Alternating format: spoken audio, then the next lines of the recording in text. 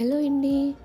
ఈరోజు చాగంటి కోటేశ్వరరావు గారు అంతర్వేది శ్రీ లక్ష్మీ నరసింహస్వామి టెంపుల్కి అయితే వచ్చేస్తున్నారు. ఈ విషయం మాకు యాక్చువల్గా ఈవినింగ్ అనౌన్స్మెంట్ ఇచ్చారు. అనౌన్స్మెంట్ వినగానే ఇంకెవ్వరూ ఆలోచించలేదు. వెంటనే త్వరగా రెడీ అయిపోయి డైరెక్ట్గా అయితే మేము ఇక్కడికి వచ్చేసాము. చాగంటి గారి ప్రవచనాలు వినే అదృష్టం మాకైతే వచ్చిందంటే మేము చాలా అదృష్టంగా అయితే ఫీల్ అవుతున్నాము. ఇక్కడ చూడండి, ఇక్కడ ఉన్న అట్మాస్ఫియర్ మొత్తం ఎంత పాజిటివ్గా ఎంత పీస్ఫుల్గా ఉందో మనసుకి ఆటోమేటిక్గా శాంతి అయితే వచ్చేస్తుంది. ఇక్కడ ఈయన ప్రవచనాలు వినడానికైతే చాలామంది జనాలు అయితే వచ్చేసారు. అప్పటికప్పుడు అనౌన్స్మెంట్ ఇచ్చినా కూడా ఇంత జనం ఇంత తక్కువ టైంలో ఇలా రావడం అయితే చాలా షాకింగ్గానే అనుకోవాలి మనము. ఇంకెందుకు ఆలస్యం, చాగంటి గారి ప్రవచనాలు అయితే మీరు కూడా వినేయండి. నివేదన చేసాం అనుకోండి, ఆయన తన కన్నుల చేత చూస్తాడు, చూసి స్వీకరిస్తాడు. అదే భగవంతుడికి హోమం చేసాం అనుకోండి, అగ్నిముఖంగా ఏదైనా ఇచ్చామనుకోండి, స్వాహ అంటారు. ఆ స్వాహాకారం చెప్పినప్పుడు అగ్ని ఆ పదార్థాన్ని తీసుకెళ్ళి ఆ దేవతలకు ఇస్తారు. అందులో ఇంత గొప్ప దేవాలయం కాబట్టి సుదర్శన హోమం జరుగుతున్నప్పుడు సాక్షాత్తుగా దేవతలందరూ కూడా యాగశాలలో కూర్చొని ఉంటారు. ఒకప్పుడు రామాయణ కాలంలో యాగం జరుగుతుంటే వచ్చినటువంటి దేవతల్ని అందరూ చూసేవారు, మాట్లాడేవారు. ఇప్పుడు కూడా వస్తారు. విశేషించి ఇది వేది, అంతర్వేది. ఇది తనంత తనలుగా పరమ పవిత్రమైనటువంటి స్థలం, యాగభూమి. ఇటువంటి చోటికి దేవతలు రాకపోవడం అన్న మాట ఉండదు. అందున లోపల లక్ష్మీ నృసింహుడు ఉన్నాడు. ఇంతమంది దేవతలు ప్రతిరోజు వచ్చి అగ్నిముఖంగా ఇచ్చినటువంటి హవిస్సుని స్వీకరిస్తారు. ఆ హవిస్సుని స్వీకరిస్తే ఒక లక్షణం ఉంటుంది. దేవతలకున్న లక్షణం ఏమిటంటే, వాళ్ళు ప్రీతి చెందితే వాళ్ళు మనకి ఏదో ఒక ఉపకారం చేయకుండా వెళ్ళరు. అందుకే మీరు భారతం పరిశీలిస్తే తెలిసో తెలియకో కుంతీదేవి కర్ణుడు ఆ సూర్యుడిని పిలిచింది. సూర్యుడు వచ్చాడు, నేను వచ్చి వెళ్ళిపోవడానికి వీలు లేదు, దేవతలకి నియమం, మేము వస్తే ఏదో ఒక ఉపకారం చేయాలి, కాబట్టి నీకేం కావాలని అడిగాడు. ఆమె ఇంకా బాలికగా ఉంది కాబట్టి తెలిసి తెలియని తనంతో సూర్యుని యొక్క ప్రకాశం, ఆయన సౌందర్యం చూసి నీ వంటి కుమారుడు కావాలంటే కర్ణుడు పుట్టాడు.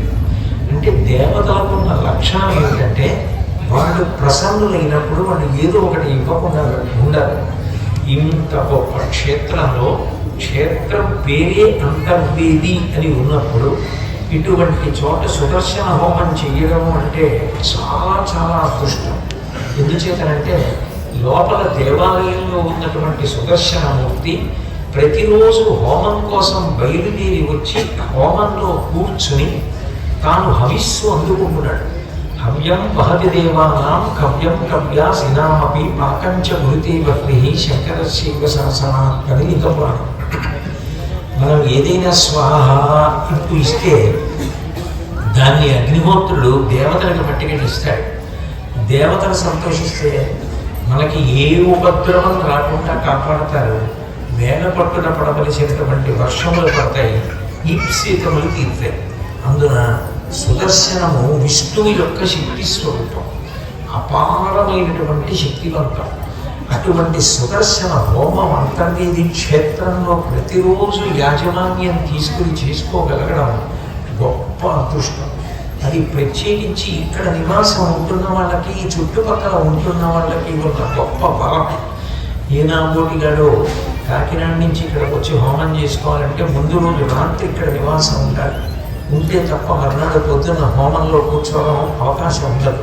కానీ మీ అదృష్టం ఏమిటంటే, మీరు ఈ చుట్టుపక్కలే ఉన్నారు కాబట్టి చక్కగా తెల్లవారుజామున బయలుదేరి వస్తే అంత గొప్ప హోమాన్ని చేసుకోవచ్చు. ఎంతమంది యజమానులు హోమంలో యజమానులు అవుతారో ఈశ్వరుడు అంత ప్రీతి చెందుతాడు.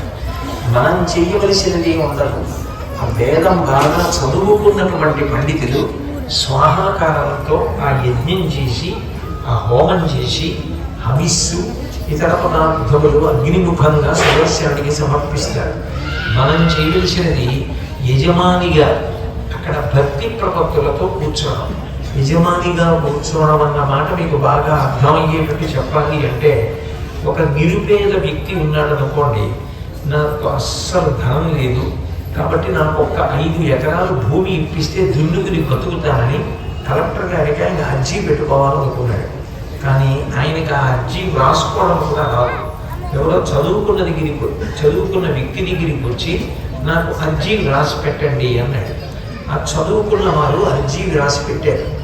ఇప్పుడు కలెక్టర్ గారు 5 ఎకరాల భూమి అర్జీ వ్రాసిన వాడికి ఇస్తారా? చదువు రాకపోయినా వేలి ముద్ర వేసినటువంటి వ్యక్తికి ఇస్తారా 5 ఎకరాల భూమి?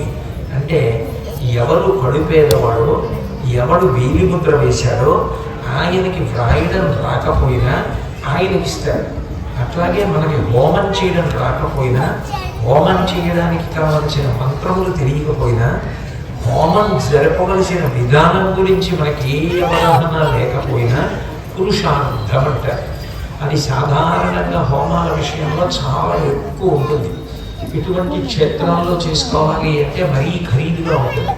కానీ ఇప్పుడే నేను విన్నాను, ఎంత ఆశ్చర్యం అంటే కేవలం 400 రూపాయలకి ఇక్కడ హోమం చేసి స్వామి దర్శనమిచ్చి పూర్ణాహుతి సంభావనలు కూడా దేవస్థానమే ఇచ్చి ప్రసాదం కూడా ఇచ్చి పంపిస్తోంది అని విన్నాను. అంటే ఒక దేవస్థానం ద్వారా అందరికీ జరగవలసినటువంటి మహోపకారం ఏదైనా ఉంటే అంత గొప్ప ఉపకారం జరగాలి. అంత గొప్ప ఉపకారం జరుగుతోంది. చక్కగా అటువంటి హోమ కార్యక్రమాన్ని ఏర్పాటు చేశారు. ఇంత గొప్ప క్షేత్రం, అందున స్వామి పశ్చిమాభిముఖుడు.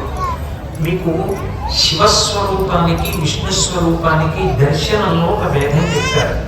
సర్వసాధారణంగా ప్రదోషవేళ అయితే, ప్రదోషవేళ అంటే దోషము అంటే చీకటి అని అర్థం సంస్కృతంలో. ప్రదోషము అంటే చీకటి పడడానికి ముందున్నటువంటి కాలం, అంటే వెలుతురు వెళ్ళిపోయి చీకటి వచ్చేటటువంటి సమయం. అటువంటి ప్రదోష వేళలో శివాలయంలో శివుణ్ణి దర్శనం చేస్తారు.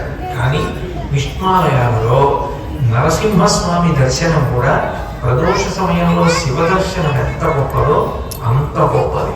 అందున ఇక్కడ ఉన్నటువంటి స్వామి పశ్చిమాభిముఖుడు. శైవాగమంలో అయితే పశ్చిమాభిముఖమైనటువంటి శివాలయం సర్జోజాతము. హిరణ్యకశిపుడు అన్నగారు హిరణ్యాక్షుడు తమ్ముడు. హిరణ్యాక్షుడు తమ్ముడై భూమికి ఉపద్రవాన్ని తీసుకొస్తే భూమిని ఎప్పుడూ రక్షించవలసిన వాడు ఎవరు అంటే విష్ణు. విష్ణువు యొక్క ప్రధాన లక్షణం ఏమిటంటే భూమిని రక్షిస్తాడు. అందుకే శ్రీరామాయణంలో ఒక మాట ఉంటుంది, కపిలం రూపమాస్తాయ ధారయత్యనిశం ధరాం అంటారు. ఈ భూమిని అంతటినీ కూడా కపిలుడు అన్న పేరుతో ఆ రోజుని విష్ణువు కాపాడారు. విష్ణువు యొక్క ప్రధాన లక్షణం ఏమి అంటే ఈ భూమిని కాపాడతారు. అందుకే భూదేవి శ్రీదేవి సహిత శ్రీ మహావిష్ణువు అంటారు. అంటే ఆయనకి 2 భార్యలు ఎందుకండి అని అనుకోకూడదు. దాని వెనక ఉన్నటువంటి తత్వాన్ని గమనించాలి. భూమి అంటే కేవలం మనకు కనపడేటటువంటి మట్టి ఒక్కటే కాదు, దీని యందు ఒక విశేష లక్షణం ఉంటుంది. భూమికి సంబంధించిన మంత్రం వేదంలో చెప్తూ అశ్వక్రాంతే రథక్రాంతే విష్ణుక్రాంతే వసుంధర శిరసాధారయిష్యామి రక్షస్వ మాం పదే పదే అంటారు. అశ్వక్రాంతే గుర్రములు ఈ భూమి మీద పరిగెడితే భూమి లోపల ఉన్నటువంటి నిధులు పెరుగుతాయని. రథక్రాంతే రథములు పరిగెడితే రథముల యొక్క చక్రములు తగిలితే ఈ భూమి లోపల ఉన్నటువంటి ఐశ్వర్యం పెరుగుతుంది అని. విష్ణుక్రాంతే విష్ణువు యొక్క పాద స్పర్శ చేత భూమిలో ఉన్న శక్తి పెరుగుతుంది. అందుకే వామనమూర్తిగా స్వామి ఈ భూమి మీద తిరుగాడినప్పుడు ఆయన ఒక పాదం చేత భూమిని కొలిచి ఒక పాదం చేత ఆకాశాన్ని కొలిస్తే ఒక పాదం బలిచక్రవర్తి తల మీద పెడితే ఈ భూమి యొక్క శక్తి పెరిగింది అని. వామనమూర్తిగా భూమిని అంతటినీ ఒక పాదంతో కొలిచాడు. శ్రీకృష్ణ పరమాత్మగా ఈ భూమి అంతటా కూడా తిరుగాడాడు. రామచంద్రమూర్తిగా 14 సంవత్సరములు ఈ భూమి మీద తిరిగాడు. ఆయన పాద స్పర్శ కలిగినప్పుడు భూమి యందు శక్తి పెరుగుతుంది. అందుకని భూమికి వసుంధర అని పేరు. వసుంధర అంటే మనని పోషించడము భూమియే చేస్తుంది. పంట కావాలనుకోండి భూమిలో నుండే రావాలి. ఓ కాయ కావాలన్నా పండు కావాలన్నా భూమిలోంచి రావాలి. మనం తిన్న తర్వాత శేషం మళ్ళీ మిగిలిపోతుంది. మిగిలిపోయిన దాన్ని ఎవరు పుచ్చుకోవాలి అంటే భూమి పుచ్చుకోవాలి. అలా పుచ్చుకోకపోయినా, తినడానికి ఇవ్వకపోయినా ఇక శరీరములు నిలబడవు. అలా ఇవ్వగలిగినది ఎవరంటే భూమి. కాబట్టి అసలు ప్రాణులు బ్రతకడానికి కారణమైనటువంటి ఆహారమును సమకూర్చేది భూమియే. ఆహారమును సమకూర్చడమే కాకుండా సమస్త భోగములకు ఇవ్వగలిగినది కూడా భూమియే. మీరు చూడండి, ఒక కారులో వెళుతున్నారనుకోండి, దానికి కావలసిన పెట్రోల్ ఎక్కడి నుంచి వస్తుంది? భూమిలోంచి వస్తుంది. మీరు ఇల్లు కట్టుకుంటే కిటికీలు అమర్చుకోవాలి అంటే దానికి కలప ఎక్కడి నుంచి వస్తుంది? భూమిలోంచి వచ్చినటువంటి చెట్ల వల్ల వస్తుంది. వజ్రములు కావాలి, వైఢూర్యములు కావాలి, బంగారం కావాలి, వెండి కావాలి, మ్యాంగనీస్ కావాలి, అభ్రకం కావాలి, ఇనుము కావాలి. ఎక్కడి నుంచి వస్తాయి? అన్నీ భూమిలోంచి వస్తాయి. భూమిలో ఎంత ఉంది, ఎంత తీసాం, ఇంకెంత మిగిలింది లెక్క కట్టగలిగిన వాడు ఎవరైనా ఉంటాడా? ఏ కణకుడైనా దీన్ని లెక్క కట్టగలిగిన వాడు ఉంటాడా అంటే ఉండడు. భూమిలో ఎంత ఉన్నది అన్నది ఎవరికీ తెలియదు. ఇన్ని కోటాను కోట్ల మంది వాడుకుంటున్నారో, ఇంతమందిని పోషిస్తుంది, ఇంతమందికి భోగమిస్తోంది. చిట్ట చివర ప్రాణులు పడిపోయినప్పుడు తనలో కలిపేసుకుంటాం. ఇన్ని చేస్తుంది కాబట్టి భూమి తల్లి. ఈ లక్షణం ఎక్కడి నుంచి వచ్చింది అంటే విష్ణుపత్నిగా ఆవిడ ఈ శక్తిని పొంది మనల్ని అనుగ్రహిస్తోంది. ఇవన్నీ రావడం ఒక ఎత్తు, కానీ వీటిని అనుభవించడానికి కావలసిన శక్తి ఉండడం ఒక ఎత్తు. ద్రాపే అర్ధస్వస్పతే దరిద్రం నీలలోహిత ఏషాం పురుషాణాభేర్మోరోమో ఏషాం కించనా మమత్ అని ఎదుర్వేదంలో మాత్రం ఒక ఐశ్వర్యం బయట ఉంటుంది, కానీ దాన్ని అనుభవించడానికి కావలసినటువంటి శక్తి కూడా ఉండాలి. తేనె ఎవరో పట్టుకొచ్చి ఇచ్చారు, ఏమంటే చాలా మంచి తేనె అండి, ఈ తేనె నిన్ననే తీసాం, చాలా తీయగా ఉంటుంది, మీరు తాగండి ఇచ్చారు. కానీ ఆయనకి విశేషమైన మధుమేహం. ఏం తాగుతాడు? మా ఇంట్లో నిమ్మపళ్ళు చాలా బాగా పండాయండి, మీరు ఈ నిమ్మపళ్ళతోటి పచ్చడి పెట్టుకుని తినండి అంటారు. ఆయనకి రక్తపోటు. ఆయన ఏం తింటాడు? పండడం వేరు, భూదేవి ఇవ్వడం వేరు, అది నీరు కనవడం వేరు. నీరు అలా వెళుతోంది అనుకోండి, ఆ నీరు నేను చెంబులోంచి తీసాను అనుకోండి, ఇప్పుడు అక్కడ ప్రవహిస్తున్నంతసేపు నది, నేను కలసలో పట్టుకుంటే కలసలో నీరు, నేను నోట్లో పోసుకొని తాగేసాను అనుకోండి, ఆ నీరు నేనైపోయింది.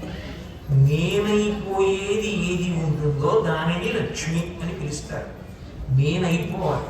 నేను అన్నం తిన్నాను అనుకోండి, ఇది జీర్ణం అయిపోయి నేనైపోవాలి, సప్తధాతువుల్లో చేరిపోవాలి. చర్మము, రక్తము, మాంసము, కొవ్వు, అస్థి, శుక్ల, మేధ అన్న ఏమిటి ఎందుకు చేరిపోవాలి. అట్లా చేరిపోలేదు అనుకోండి, రోగం వచ్చిందనుకో, తిన్నది జీర్ణం అవ్వట్లేదు. మీరు ఎప్పుడూ గుర్తుపెట్టుకోవలసింది ఏంటంటే, లక్ష్మి అంటే కేవలం డబ్బు కాదు, పంచభూతముల సమన్వయం అవుతున్నటువంటి సుఖమునకు లక్ష్మి అని పేరు. ఈ పృథివిలోంచి అరటిపండు వస్తుంది, ఇందులో అరటి చెట్టు పుట్టి అరటిపండు వస్తుంది. నేను అరటిపండు తిన్నాను, లోపల కొంత శేషం మిగిలిపోతుంది. మిగిలిపోయిన శేషం మళ్ళీ తెల్లవారేటప్పటికి సంవరణీకరణములు సడలిపోయి ఆ పిప్పి బయటికి వెళ్ళిపోవాలి, అది సుఖంగా వెళ్ళిపోవాలి. మళ్ళీ పృథివి పుచ్చుకుంటుంది, పృథివి తిరగాలి. నీరు బయట నీరు ఉంటుంది, నీరు తీసి నేను నోట్లో పోసుకొని త్రాగితే ఆ నీరు నేనైపోవాలి.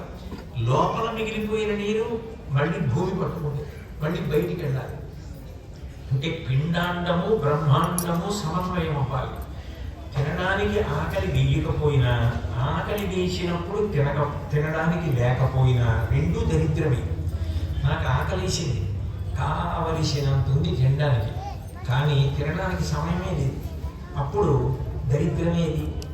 నేను తిందాం అనుకున్నాను, తినడానికి లేదు, అది దరిద్రమే. అట్లా ఉండకూడదు. అందుకే క్షుత్తి పాసామలాం జ్యేష్ఠామలక్ష్మీర్నాశయామ్యహం అభూతిమ సమృద్ధించ సర్వాన్ నిర్నుదమే గృహాత్ అంటారు శ్రీ సూక్తంలో. క్షుత్ అంటే ఆకలి, ఆకలి వెయ్యాలి, ఆకలి వేయకపోతే అనారోగ్యం. ఆకలి వేయాలి, ఆకలి వేసినప్పుడు తినడానికి పదార్థం ఉండాలి, తిన్న పదార్థం జీర్ణం అయిపోవాలి. అట్లా భూమి నుంచి వచ్చినది జీర్ణం అవ్వాలి, పిప్పి భూమి పుచ్చుకోవాలి. నీరు భూమిలోంచి రావాలి, పిండాండం పుచ్చుకోవాలి, పిండాండంలో మిగిలిపోయింది బ్రహ్మాండం పుచ్చుకోవాలి. వాయువు బ్రహ్మాండంలో వాయువు పిండాండం పుచ్చుకోవాలి. లోపల వెళ్ళి మలినమైపోయిన వాయువు నేను వదిలిపెడితే మళ్ళీ బ్రహ్మాండం పుచ్చుకోవాలి. అగ్ని బయట చాలా చాలా ఉందనుకోండి, ఉనికిపోయేటట్టుగా ఉంది వాతావరణం, చలిగాలి ఊచకోత కోసేస్తోంది. అప్పుడు మీరు హా అనండి, నోట్లోంచి పొగొస్తుంది. అంటే శరీరం వేడిని పుంజుకుంటుంది, తనంతా తాను లోపల వేడిని పెంచుకుంటుంది. అంటే బ్రహ్మాండముతో పిండాండము అగ్నిని సమన్వయం చేసుకుని ఎప్పుడు ఒకేలా ఉష్ణోగ్రత ఉండేలా చూసుకుంటుంది. 1 డిగ్రీ పడిపోయింది అనుకోండి, అరికాళ్ళు రుద్దాలి. 1 డిగ్రీ పెరిగిపోయింది అనుకోండి, కళ్ళు ఎరబడిపోయి జ్వరం వచ్చిందని పడుకుంటాడు. అట్లా కాకుండా ఎప్పుడు ఒక వేడి ఉండాలి. అది ఎవరు చేసుకుంటున్నారు? మనం చేసుకుంటాం. మనం చేసుకోము, పరమేశ్వరుడు చేస్తూ ఉంటాడు. అది లక్ష్మీ శక్తి. భూదేవి శ్రీదేవి అయిన భార్యలు అన్న మాటకు అర్థం ఏంటంటే, ఇది నేను మీకివ్వగలను, యావత్తు విశ్వములకు ఇవ్వగలను, మీ ఊరికి ఇవ్వగలను, నన్ను నమ్మిన వాళ్ళకి అందరికీ నేను ఇది చేస్తాను అని చెప్పడానికి శ్రీదేవి భూదేవి ఆయన భార్యలు అని ప్రతిపాదిస్తారు. నరసింహస్వామి గారి దర్శనానికి వెళుతుంటే భూదేవి దేవాలయం ఉపాలయంగా ఉంది, లక్ష్మీదేవి స్వయంగా ఆయన ముడిలో కూర్చునుంది. ఇప్పుడు శ్రీదేవి భూదేవి సహితుడైన నరసింహుడు, అందున ప్రసన్న నరసింహుడు. అటువంటి నరసింహుడు మనకేమి ఇవ్వలేడు, ఆయన ఇవ్వలేనిది ఏం లేదు, అన్నీ ఇవ్వగలడని నమ్మకం కుదరడానికే ఆయన అట్లా ఉంటాడు. అటువంటి ప్రసన్నమూర్తి, అటువంటి స్వామి గురించి తెలుసుకున్నది ఏది ఉంటుందో అది మనం జీవితంలో ఉద్ధరణ పొందడానికి కారణం కావాలి తప్ప ఆ తెలుసుకున్నది మెట్ట వేదాంతం కాకూడదు. మెట్ట వేదాంతం అన్న మాటకు అర్థం ఏంటంటే, ఎప్పుడైనా కష్టం వస్తే వేదాంతాన్ని వాడుకోవడం, భగవంతుడిని వాడుకోవడం. కష్టం పోయిందనుకోండి, మళ్ళీ భగవంతుడిని మర్చిపోవడం, తన పిచ్చి కోరికలన్నీ ప్రారంభం చేయడం. ఇది మెట్ట వేదాంతం అంటారు. నిజానికి నరసింహస్వామి వారి ఉపాఖ్యానం దేంతో ప్రారంభమవుతుంది అంటే ఆ మెట్ట వేదాంతంతో ప్రారంభం. నేను ఎందుకు అంటున్నానంటే, ఈ మాట హిరణ్యాక్షుడు మరణించాడు విష్ణువు చేతిలో. మరణిస్తే తల్లి దితి ఆ హిరణ్యాక్షుడి భార్యలు ఏడుస్తున్నారు. హిరణ్యకశిపుడు వచ్చాడు. హిరణ్యకశిపుడు వచ్చి వాళ్ళందరినీ ఉద్దేశించి వేదాంతం చెప్పాడు. ఎంత గొప్పగా చెప్పాడంటే ఎవరైనా వింటే ఏమనుకుంటారంటే, అసలు హిరణ్యకశిపుడి కన్నా గొప్పవాడు